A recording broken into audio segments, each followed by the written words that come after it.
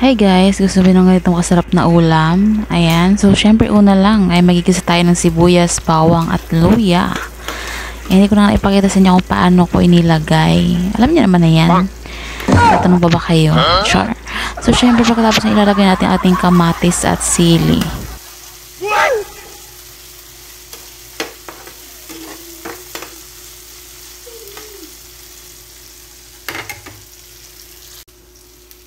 Ayan, so pagkatapos ay ihulog na natin ang ating bagoong alamang. Ganun lang po kasimple at kabilis. Kung gusto nyo magkaroon ng instant ulam, ayan, sa mga busy kaka-reels, ayan, pwede na po itong gawin para pang ulam, pang matagalang ulam na rin. Aabot niya na 1 linggo, hindi po yan masisira.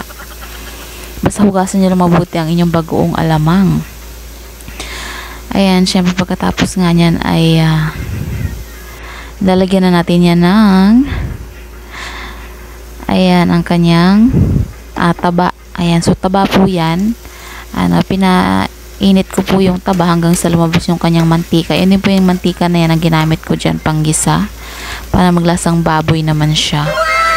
Ayan, so after nyan, syempre ayan, wait for 1,000 years later. Takpan muna natin. Ayan, tapos lagyan natin, ayan, hindi nyo na nakita kung paano ko tinanggal yung takip. Nilagyan natin ng asukal. Depende na sa inyo kung gaano katamis ang gusto nyo. Ang gulo ko, diba? Magulo din naman kayo eh. So, ayun na nga, ganun lang po kabilis. At ayan, tatakpan nyo lang ulit yan hanggang sa maluto. Ayan, before you forget pala yung suka. Ayan, so last kong hinulog yung suka. And by the way, hinugasan ko nga pala yung bagoong alamang. So, dinagdagan ko po yan ng asin dahil sobrang hugas na hugas. Yung halos maubos na yung bagoong alamang kakahugas.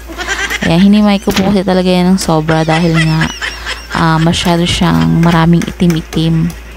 Ayun, so nawalan po siya ng lasa. Dinagdagan ko yan ng asin para magkaroon ng lasa. So, hindi ko na po naipakita, no? So, may mga bagoong naman nabibili na sadyang maalat na. Siyempre, bago kayo magdagdag ng asin, titikman nyo muna kasi baka may maalat na. 'Diba? So, yun. Ayun, so mukhang masarap naman na siya. Pwede na kaysa wala.